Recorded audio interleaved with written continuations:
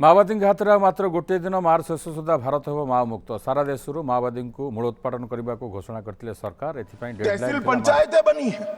ये पूरी व्यवस्था को नकार कर हाथ में हथियार उठा लोगे, ऐसा कैसे चलेगा?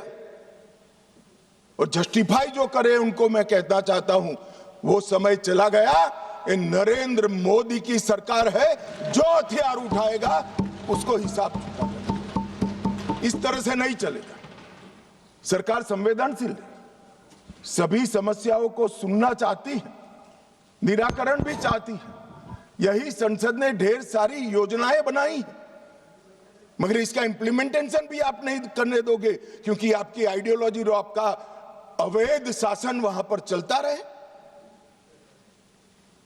मैं आज पूछना चाहता हूं, अभी कांग्रेस के लोग बहुत जोर जोर से आदिवासी का विकास नहीं हुआ, विकास नहीं हुआ, विकास नहीं हुआ कहते थे, और राजकुमार रोज जैसे आदिवासी युवा सांसद भी वोट की लालच में कांग्रेस का समर्थन कर रहे थे, कांग्रेस की थियोरी का समर्थन कर रहे।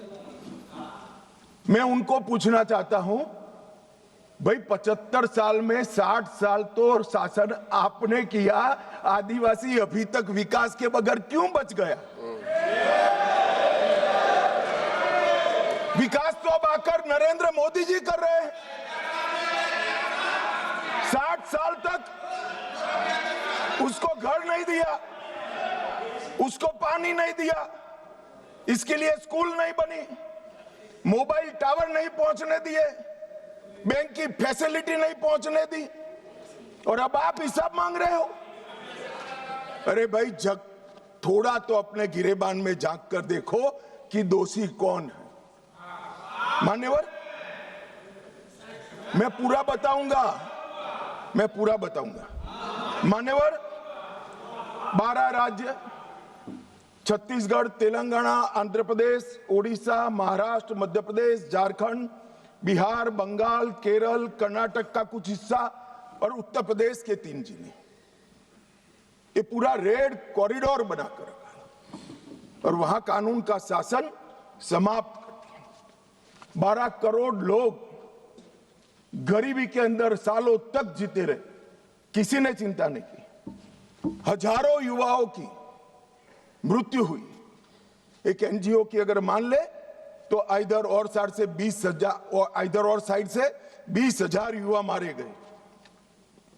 कई पूरा जीवन दिव्यांग बन गए, अपाहिज बन गए, नर्क का जीवन जी रहे हैं, और उनके तक विकास भी नहीं पहुंचा। मान्यवर, कौन जिम्मेदार है इसके लिए?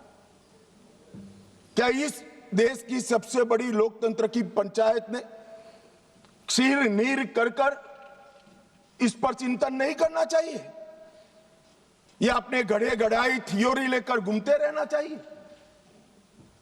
मैं बाद में बताता हूं कि नक्सलवाद का मूल कारण विकास की डिमांड नहीं है, एक आइडियोलॉजी है। जिस आइडियोलॉजी को अपने राष्ट्रपति पद का चुनाव जीतने के लिए 1970 से इंदिरा जी ने स्वीकार कर लिया, ये वामपंथी विचारधारा के कारण नक्सलवाद फैला। मान्यवर, प्रधानमंत्री मनमोहन सिंह जी ने पूरे देश के सामने स्वीकारा था कि कश्मीर और नॉर्थ ईस्ट की तुलना में भी देश की आंतरिक सुरक्षा की सबसे बड़ी समस्या हथियारी माओवादी, मगर कुछ नहीं हुआ। मान्यवर, 2014 में परिवर्तन हुआ और मोदी जी के शासन के अंदर कई सारी वर्षों पुरानी समस्या का निराकरण हुआ। धारा 370 हट गई, 35A हट गई, राम जन्मभूमि पर भव्य मंदिर बन चुका है, जीएसटी इस देश में आज वास्तविकता बनकर रहा है, सीएए का कानून आ गया है, विधायी मंडलों में मातृशक्ति को 33% आरक्षण दिया गया है।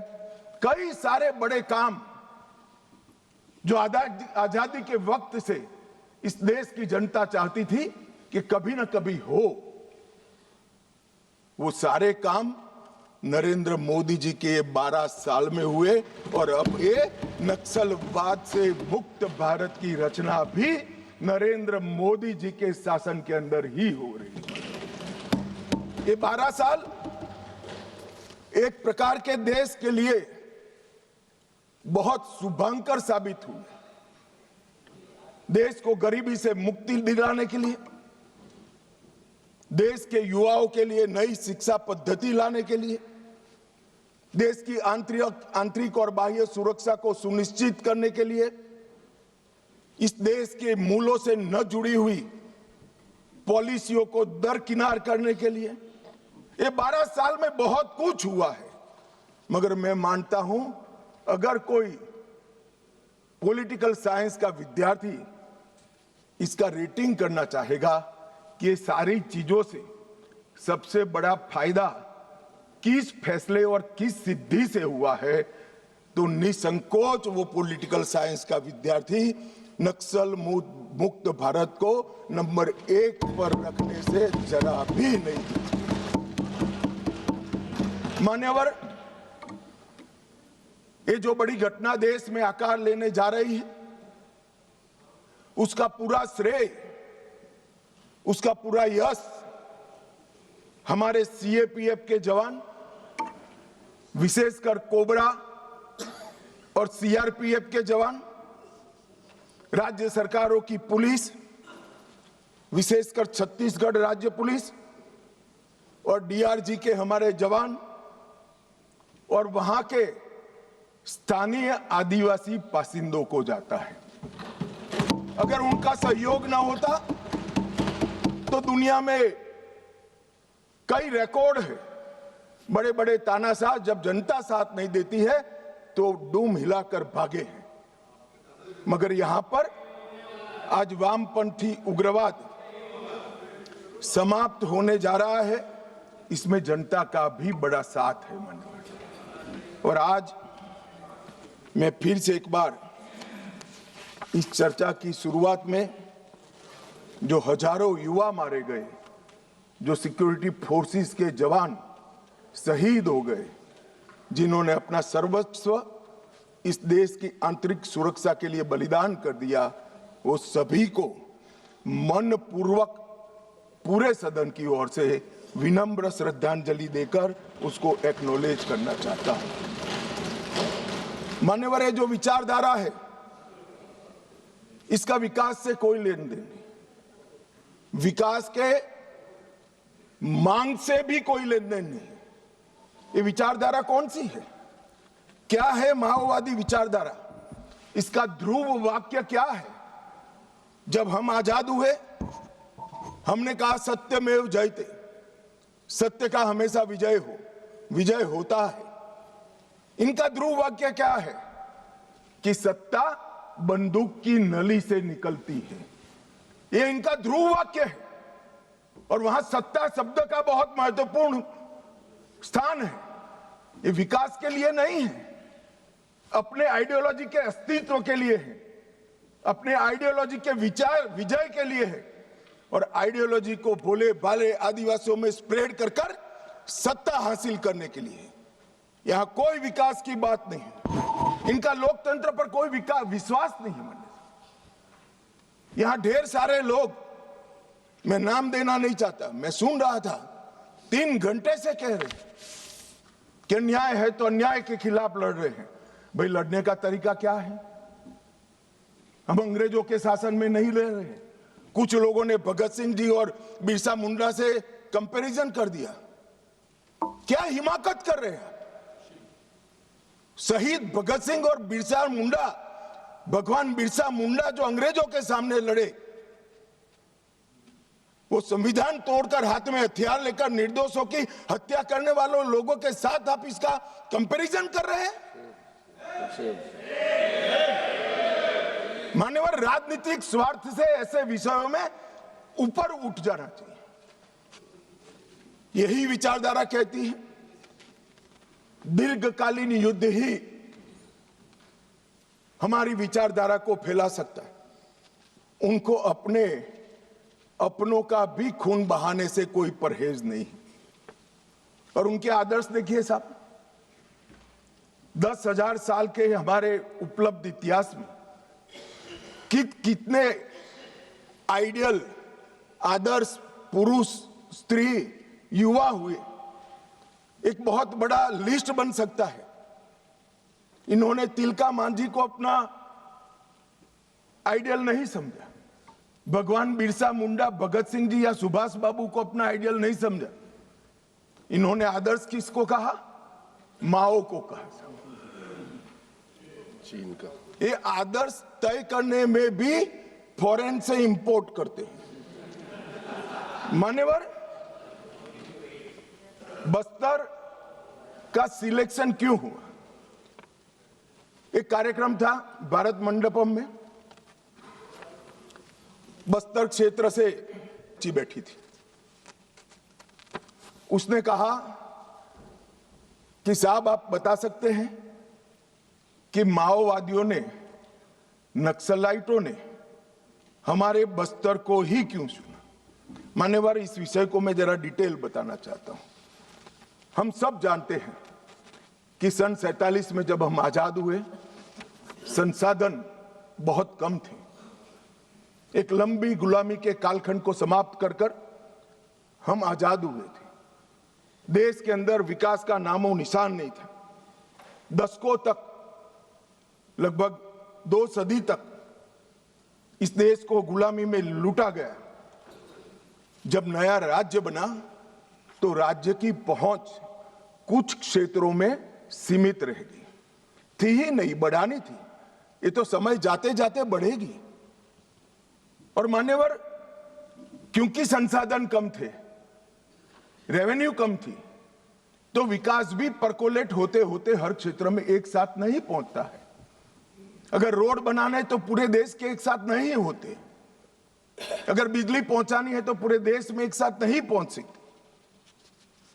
तो दूर दराज के क्षेत्रों तक स्टेट की पहुंच की कैपेसिटी सीमित, वहां पर विकास नहीं पहुंचा था। राज्य का इकबाल, स्टेट का इकबाल वहां बुलंद नहीं हुआ था। अब ये कह रहे कि अत्याचार के खिलाफ, भाई अगर स्टेट पहुंचा ही नहीं था, सुनियोजित भेदभाव का वातावरण ही नहीं था, तो वहां अत्याचार कैसे हो गए?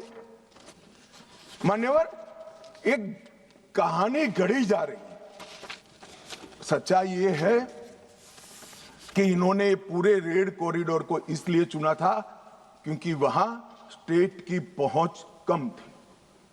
इसलिए भोले भाले आदिवासियों को बरगलाकर इनके हाथ में हथियारें पकड़ाई। मैं कुछ दृश्य बाद में आपको बताऊंगा। मुझे एक बात समझ में नहीं आई।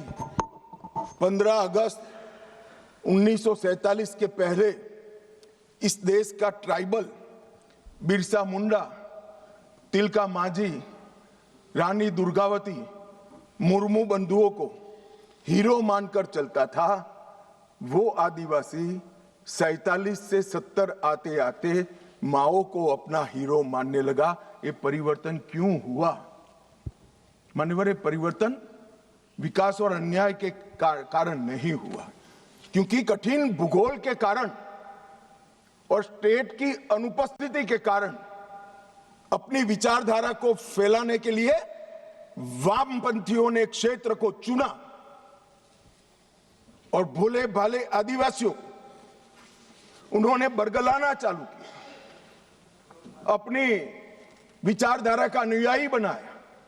और थोड़ा आगे बढ़ने के बाद उनको लगा यहां तो अच्छा काम हो सकता है भाई, मगर ये पढ़ लिख जाएंगे तो हमारे साथ नहीं रहेंगे। स्कूलें जला दी, इनके बैंक अकाउंट खुल जाएंगे तो हमारे साथ नहीं रहेंगे। बैंकें जला दी, दवाखाने जला दिए और फिर कहे यहां विकास नहीं पहुंचा है। विकास को तो वामपंथी उग्रवादियों ने वो क्षेत्र में सालों तक नहीं पहुंचने दिया, जो अब नरेंद्र मोदी के शासन में वहां पहुंच रहा है, घर घर जा रहा है। गरीबी के कारण नक्सलवाद नहीं फैला, बल्कि नक्सलवाद के कारण इस पूरे क्षेत्र में सालों तक गरीबी रही। मान्यवर, मैं इसको और अच्छे तरीके से सदन के सामने रखना चाहता हूं। नक्सलवाद की जड़ें गरीबी और विकास से जुड़ी हुई नहीं है मान्यवर, वो वैचारिक है। मैं आज 60s के 4 क्षेत्र पढ़ना चाहता हूं। एक, नक्सलबाड़ी साक्षरता का दर 35% था। बस्तर साक्षरता का दर 23% था। सहरसा बिहार, जो नक्सलवाद से कभी प्रभावित नहीं हुआ, साक्षरता का दर 33% था। और बलिया यूपी का नक्सलवाद से सटा हुआ, सोनभद्र से सटा हुआ जिला, वहां पर भी साक्षरता का दर 31% है। तो चारों स्थानों पर साक्षरता का दर कमोबेश समान था।